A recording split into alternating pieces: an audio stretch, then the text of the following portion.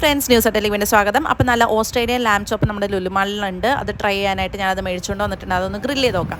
അപ്പോൾ അതിനായിട്ട് ആദ്യം തന്നെ മല്ലിയില ഉപ്പിട്ട് നന്നായിട്ട് നരച്ചെടുത്തതിന് ശേഷം ഇഞ്ചി വെളുത്തുള്ളി പച്ചമുളക് പേസ്റ്റ് ഇട്ട് അതിൻ്റെ ഉള്ളിലേക്ക് പച്ചമുളക് ഇട്ട് അതിൻ്റെ ഉള്ളിലേക്ക് മല്ലിപ്പൊടി, മുളക് പൊടി, ഗരം മസാല, ഇച്ചിരി ജീരകപ്പൊടി, പിന്നെ ഓണിയൻ പൗഡർ, അതാണ് എക്സ്ട്രാ. ഇനി ഇച്ചിരി വെളിച്ചെണ്ണയും കൂടി ഇട്ട് നന്നായിട്ടൊന്ന് കുഴച്ചെടുക്കാം. അപ്പോൾ നമ്മുടെ മസാല ഏകദേശം ആയിട്ടുണ്ട്. ഇനി അതിലേക്ക് ഇച്ചിരി ലൈം ജ്യൂസും കൂടി ഇട്ട് നന്നായിട്ടൊന്ന് കുഴച്ചെടുത്ത് കഴിഞ്ഞാൽ സംഗതി സെറ്റ്.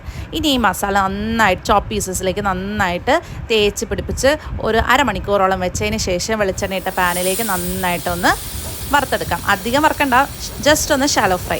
ദെൻ ഇതൊന്ന് ഷാലോ ഫ്രൈ ആയി വന്നതിന് ശേഷം നമുക്കിതൊന്ന് ബേക്ക് ചെയ്തെടുക്കണം. ആ ഉള്ളൊക്കെ നല്ല ജ്യൂസി ആയിട്ട് കിട്ടാൻ വേണ്ടിയിട്ട്. അപ്പം നമ്മൾ 5 മിനിറ്റ് നേരം ഞാൻ സെറ്റ് ചെയ്ത് അത് വെക്കുന്നുണ്ട്.